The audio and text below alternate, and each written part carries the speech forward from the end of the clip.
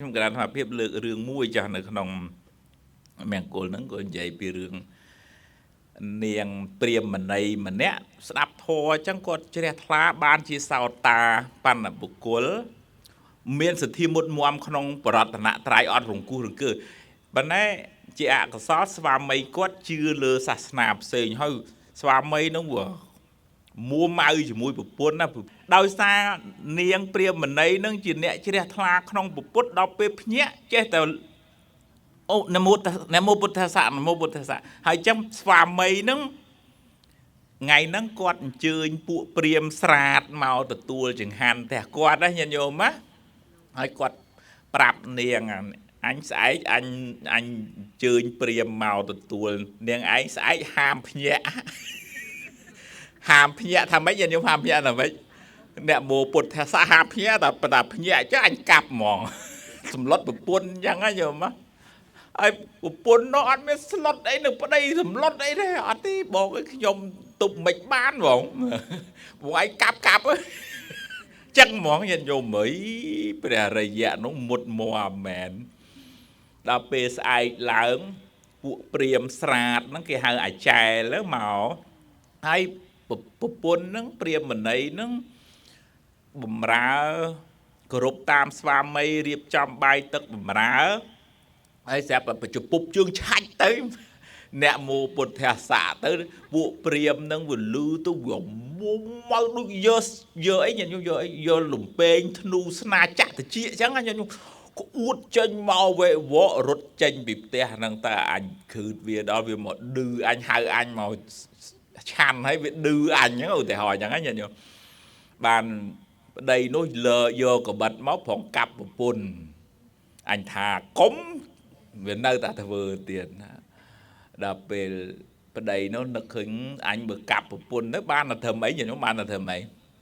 បានតែធ្វើស្លាប់ប្រពន្ធហ្នឹងអញចង់ដឹងមើលសាស្តាគ្រូនាងឯងនោះវាប្រកែប៉ុណ្ណា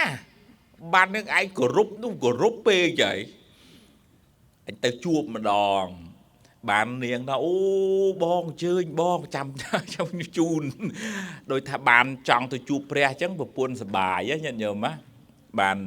ទៅដល់សួរបុគ្គលសម្លាប់អីបាននៅជាសុខហើយសម្លាប់អីបានទើបមិនសោកសៅក្នុងចិត្តហ្នឹងនឹកគិតក្នុងខ្លួនរួចឯថាធម្មតាបើយើងខឹងអ្នកណាតលសម្លាប់អ្នកនឹងទៅវាអស់សត្រូវទើបយើងសក់ក៏មែនទេញាតិញោមណាក្នុងចិត្តគាត់គិតអញ្ចឹងណាអញ្ចឹងបើព្រះសម្មាសម្ពុទ្ធឆ្លើយថា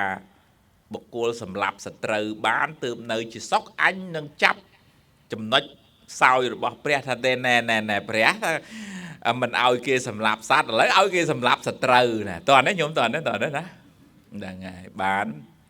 ព្រះអង្គដឹងថាព្រាហ្មណ៍នឹងកំពុងតែខឹងកំពុងតែចង់ផ្ចាញ់ព្រះអង្គខឹងពីណាញោមខឹងពីណាខឹងប្រពន្ធផងខឹងពីណាផងខឹងព្រះផងអញ្ចឹងបានព្រះអង្គសម្ដែងថាកោធាំងខេតថ្វាសុខាំងសេតិកោធាំងខេតថ្វាអ្នកសោចតិថាបុគ្គលសម្រាប់សេចក្តីក្រោធបានទើបដេកជាសុខបុគ្គលសម្រាប់សេចក្តីក្រោធបានទើបមិនសោកសៅយ៉ាងណាដល់ព្រាហ្មណ៍នោះចាប់ស្ដាប់រួចទៅចប់បដោយអញថាកំពុងតែចាំចាប់ចំណុចខ្សោយព្រះឲ្យព្រះឆ្លើយទៅសម្រាប់សត្រូវមកបានអញជន់វិញដល់ពេលព្រះអត់ឆ្លើយអញ្ចឹងទាល់កំណត់តែមែនទេញាតិញោមណាហើយចំនឹងអីចាក់ចំអីញាតិញោមចាក់ចំអីចាក់ចំបេះដូងខ្លួនឯងកំពុងតែខឹងហើយព្រះអង្គសម្ដែងថាទាល់តែអ្នកលះបង់សេចក្តីខឹងក្រោធបានទើបដេកជាសុខទើបមិនសោកសៅអស្ចារ្យហ្មងព្រះដឹងអញព្រះដឹងអញថាអញកំពុងតែខឹងប្រពន្ធខឹងព្រះអង្គអូអស្ចារ្យណាស់ព្រះអង្គដឹងថ្វាយអង្គមសុំព្រះអង្គធ្វើជាអីញាតិញោមធ្វើជាអីធ្វើជាគ្រូថាព្រះអង្គអស្ចារ្យណាស់មិនងាយមានមនុស្សដូចជាព្រះពុទ្ធអង្គនេះទេខ្ញុំគិតខុសចំពោះអីញោមចំពោះអីចំពោះព្រះអង្គយូរហើយទើបតែពេលនេះខ្ញុំដឹងអំពីគុណរបស់ព្រះអង្គថ្វាយអង្គម đôi thà bị đau nung sân nát nó sòng đi cái thay cúng cái vô ấy máu nhìn nhung cái vô ấy máu nhìn nhung giờ đại mà ai bạt trường á nè khla nung khlang khla trường nâng đôi tiết á priêm nâng á đô bị ca mình chưa khla mình miên sự thi chấm pua bờ put một chỉ nè miên ấy nhung miên ấy mấy miên ấy miên sự thi hơi sự thi một mồm thế đó ដោយសារបានស្ដាប់នៅអាវ៉ាតរបស់ព្រះសម្មាសម្ពុទ្ធ